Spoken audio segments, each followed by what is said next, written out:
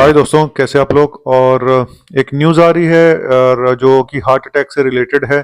कहीं से भी अच्छी खबर नहीं है। और कोविड तो जा चुका है, लेकिन लगता है कि कोविड के जाने के बाद पोस्ट कोविड जो असर आ रहा है, मैं हमेशा बोलता हूँ कि पोस्ट कोविड एक अपने आप में रिस्क फैक्टर पैदा हो चुका है। हम जब बातें करते हैं ना, इसको शुगर है, इसको बीपी है, कोलेस्ट्रॉल है, इसकी फैमिली हिस्ट्री है, इसका मोटापा है, ये सब हाई रिस्क पे हैं। सर, एक रिस्क फैक्टर और जुड़ गया है, वो है पोस्ट कोविड। जिसको कोविड हुआ, चाहे वो सीरियस हुआ, जिनको अप्रैल 2022 यानी डेल्टा वेव में हुआ।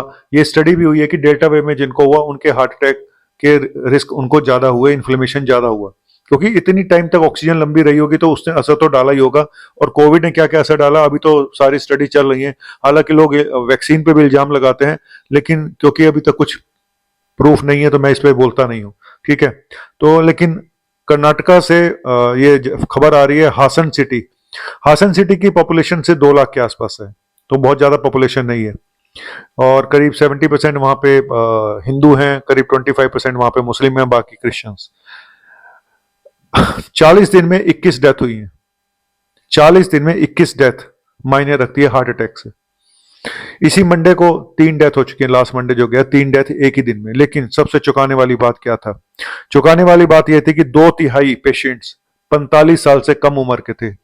2/3 पेशेंट। हम बात करते हैं कि हार्ट अटैक की जो वो है एज है, वो ये है फलाना ढिमका। आदमियों में 45 से 55 के बाद शुरू, उस एज में ज्यादा होता है। औरतों में 55 के बाद होता है।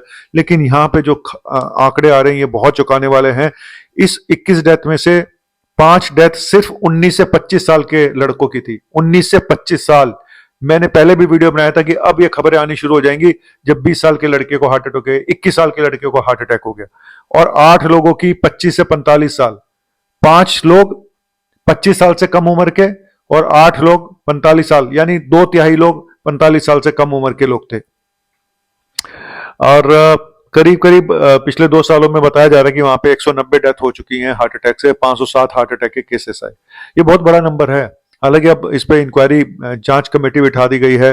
और जो डॉक्टर रविंद्र नाथ है, जो कि देख रहे हैं पोस्ट कोविड के बाद जो हार्ट अटैक बढ़ रहे हैं, उन सबको जो डॉक्टर देख रहे हैं उसी टीम को ये किस्सा, ये जो हुआ है इंसिडेंस, वो सौंपा गया है। लेकिन आखिर वहां पे ऐसा क्यों हो रहा है और आप लोगों को बचना चाहिए, कैसे बचना चाहिए? हालांकि अभी शेफाली जरीवाला के बारे में बताया गया। मैंने पहले भी बताया कि उनका हार्ट अटैक कोई कंफर्म नहीं है, और उसके बारे में मैं अलग से वीडियो फिर बनाऊंगा कि आखिर उनके साथ ऐसा क्या हुआ जो ऑलमोस्ट कंफर्म है कि ऐसा हुआ होगा, और आपको उससे शिक्षा लेनी चाहिए। लेकिन ये जो डेथ हुई है, इसके पीछे मुझे 2-3 नजर कारण आते हैं, और आपको कैसे बचना है ये भी फिर बता दूंगा, क्योंकि एक बार वीडियो बनाया था उसमें लास्ट के 2 मिनट वॉइस नहीं आई थी। ये जो हार्ट अटैक इस जगह पे पर्टिकुलर हो रहे हैं, एक तो ये कि इस रीजन का लाइफस्टाइल, इस रीजन का खाना पीना कुछ अलग है। क्या ये बहुत ज्यादा तला हुआ खाना खाते हैं? क्या इनका लाइफस्टाइल बिल्कुल अलग है? दूसरा, क्या उस इलाके में कोई जेनेटिक इस तरह का मामला चल रहा है जहां पे, एक चीज और, जो लोग रिश्तेदारों में शादी करते हैं, स्पेशली मोमडन्स में तो रिश्तेदारों में बहुत शादी होती है, क्लोज रिलेटिव में चाचा बुआ ताए के इस तरह के रिश्तों में शादी हो जाती है, वहां पे इस तरह की जीन्स आगे फॉरवर्ड होना ज्यादा कॉमन है। हालांकि जो डेथ हुई है ये ऐसा नहीं है कि मुसलमानों में ही हुई है और हिंदुओं में नहीं हुई है। ज्यादातर जिस हिसाब से पॉपुलेशन है उस हिसाब से डेथ हुई है ना। तो यहाँ पे तो मुझे ऐसा किस्सा नजर नहीं आ रहा है। लेकिन हाँ, ऐसा जरूर लग रहा है कि जेनेटिक मामला भी एक चल रहा है वहां पे, कि कहीं जीन्स वहां पे इस तरह की आ रही है सामने। क्योंकि इस तरह का एक पर्टिकुलर बेल्ट में, जैसे कई बार देखा कि कोविड आता है तो एक पर्टिकुलर बेल्ट में आ गया। ये इन्फेक्शन नहीं है, ये हार्ट अटैक है। लेकिन एक ही रीजन में इतनी सारी डेथ चौंकाने वाली है।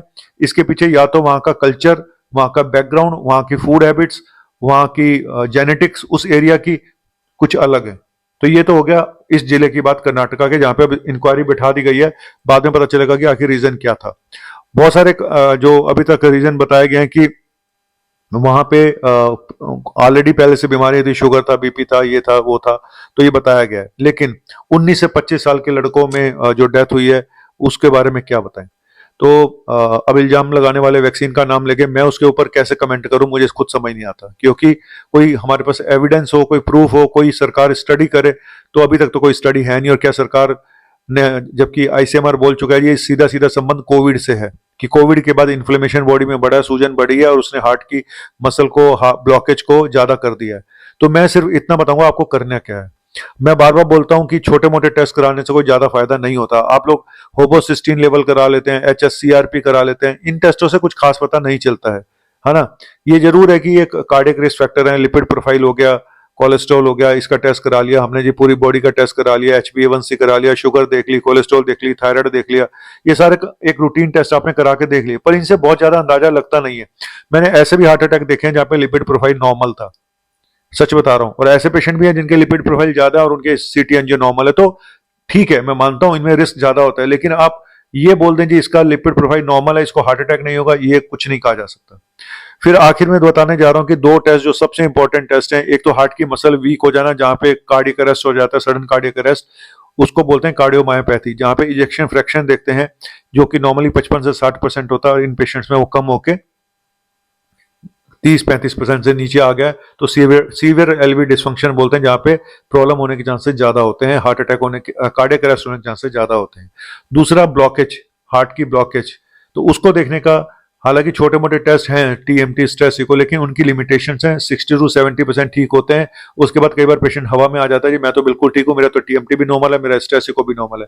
इसलिए मैं बोलता हूं कि अगर आपका सिम्टम परसिस्ट कर रहे हैं तो आप, या आप हाई रिस्क पे हो, आपको शुगर है, BP है, कोलेस्ट्रॉल, और आपकी फैमिली हिस्ट्री, सबसे ऊपर इंपॉर्टेंट आपकी फैमिली हिस्ट्री है कि आपके खानदान में किसी को यंग एज में हार्ट अटैक हुआ हो, किसी की यंग एज में डेथ हुई हो, 45 साल में, 40 साल में, 50 साल में, या फिर आपकी फैमिली में खानदान में सबको हार्ट प्रॉब्लम हो रही है, आपके चाचा ताऊ सब हार्ट अटैक से मरे गए या उनको हुआ, तो ये सब हिस्ट्री बहुत इंपॉर्टेंट होती है। तो आपको कराना चाहिए सीटी कोरोनरी एंजियोग्राफी।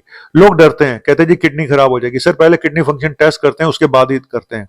सिंपल सा होता है कि इंजेक्शन आपको दिया जाता है बाजू में और सीटी स्कैन के थ्रू फोटो खींच ली जाती है। किसी भी अच्छी लैब से कराएं, मैं फिर बोल रहा हूं। और एक स्कैम भी है सीटी एंजियोग्राफी का, वो मैं फिर बताऊंगा कैसे। एक डॉक्टर हैं दिल्ली के जो EECP थेरेपी देते हैं और लोगों को गुमराह कर रहे हैं, और उनकी इन्वेजिव एंजियोग्राफी के बाद उनकी सीटी एंजियोग्राफी करा देते हैं और बोलते हैं देखिए आपकी ब्लॉकेज कम हो गई। सर एक बार अगर आपने तार डाल के इन्वेजिव एंजियोग्राफी करा लिया, उसके बाद सीटी एंजियोग्राफी करने का कोई फायदा नहीं है। आप फाइनल खेल के सेमीफाइनल नहीं खरीदेंगे, खेलेंगे आप सेमीफाइनल के बाद फाइनल जाएंगे। तो सीटी कोरोनरी एंजियोग्राफी एक सेमीफाइनल टेस्ट है, जिसके बाद फाइनल टेस्ट होता है इन्वेजिव एंजियोग्राफी, जो तार डाल के करते हैं, जिसमें कई बार स्टेंट भी डालना पड़ता है अगर ब्लॉकेज है तो जिनकी सीटी कोरोनरी एंजियोग्राफी में सिग्निफिकेंट ब्लॉकेज निकलती है, 70% से ऊपर ब्लॉकेज निकल आती है, उनको फिर तार डाल के इन्वेजिव एंजियोग्राफी करानी पड़ती है। देखना पड़ता है कि ब्लॉकेज एग्जैक्टली कितनी है, क्योंकि सीटी कोरोनरी एंजियोग्राफी का जो एक्यूरेसी है वो 80 to 90% है।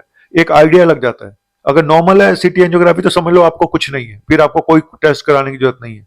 ठीक है, तो सीटी कोरोनरी एंजियोग्राफी 14 से 15 हजार रुपए ज्यादातर सेंटर में है, बड़े हॉस्पिटल में हो सकता है और महंगी हो कॉर्पोरेट हॉस्पिटलों में।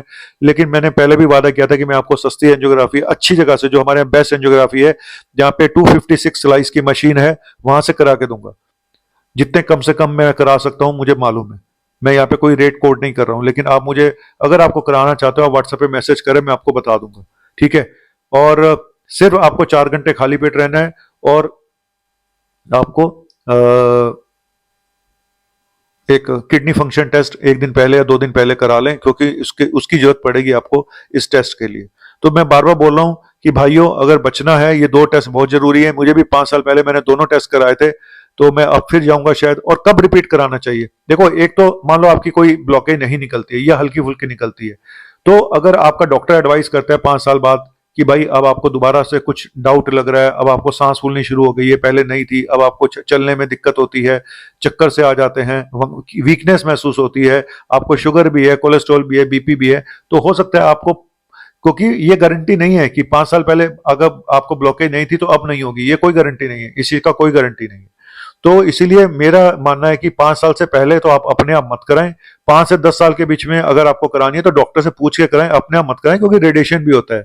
ठीक है, रेडिएशन भी होता है, तो रेडिएशन बॉडी के लिए इतना वो नहीं होता अच्छा। लेकिन अगर एक दो बार हमें सीटी स्कैन या एंजियोग्राफी करानी पड़ जाए या 3 बार, तो और वो भी 2-3 साल के गैप पे, तो उसके लिए कोई इतना हार्मफुल नहीं है। अगर लगातार 2 महीने में आप 4 बार एंजियोग्राफी करा लोगे और 4 बार सीटी स्कैन करा लोगे, तो वो जरूर हार्मफुल साबित हो सकता है। उसके रेडिएशन से आने वाले कल में कैंसर का खतरा बढ़ता है। लेकिन एक आध एंजियोग्राफी कराने से कुछ हो जाएगा, ऐसा बिल्कुल भी नहीं है। लेकिन क्योंकि अगर आपको ये पता चल जाता है, मैं सच बताऊं, मैं जितने भी पेशेंट की सीटी एंजियो कराता हूं, मैं बोलता हूं लेकिन लोग कराते नहीं है, 50% में सिग्निफिकेंट ब्लॉकेज निकलती है, 25% में थोड़ी कम ब्लॉकेज निकलती है जहां दवाइयों से काम चल जाता है, 25% पेशेंट में कुछ नहीं निकलता है। तो इस तरह का आंकड़ा मेरे पेशेंट्स में है। तो आप लोगों को अगर कराना है, मेरे नंबर 9810416762 पे व्हाट्सएप पे मैसेज करें। 128 स्लाइस मशीन जो होती है उससे भी होता है, पर उसमें रेडिएशन थोड़ा ज्यादा होगा। जितने ज्यादा स्लाइस की मशीन होगी उतना ही कम रेडिएशन होगा। तो इसी तरह के उनके रेट्स भी हैं। लेकिन मैं फिर बोल रहा हूं आपको कि इसमें काफी डिस्काउंट मिल जाता है, जितना आप सोचते हैं उससे भी कहीं गुना ज्यादा। तो अगर आप इतना पैसा बर्बाद करते हैं फालतू के टेस्टों के ऊपर कि मैंने जी स्ट्रेस इको कराना है, मैंने ये कराना है, मैं बोलूंगा सिर्फ 2 टेस्ट हैं, इकोकार्डियोग्राफी और सीटी कोरोनरी एंजियोग्राफी। ये टेस्ट जरूर कराएं।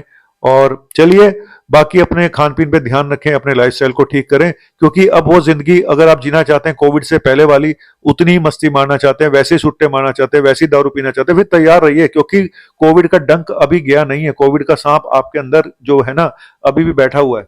वो सिर्फ उन्हीं को काटेगा जिन्होंने अपनी हालत को बर्बाद किया है, जिन्होंने खाने पीने पे ध्यान नहीं दिया। लेकिन हाँ, कुछ बदकिस्मत हैं जिन्होंने सब कुछ ठीक किया फिर भी चले गए। वो है उनकी जीन्स, जेनेटिक्स, जो उनको खानदान से मिला है। और वैक्सीन के आप अगेंस्ट में बोलो, आप उसके फेवर में बोलो, कोई फर्क नहीं पड़ता, क्योंकि बात बीत चुकी है। अब आगे क्या करना है वो ज्यादा जरूरी है। थैंक यू वेरी मच, शुक्रिया।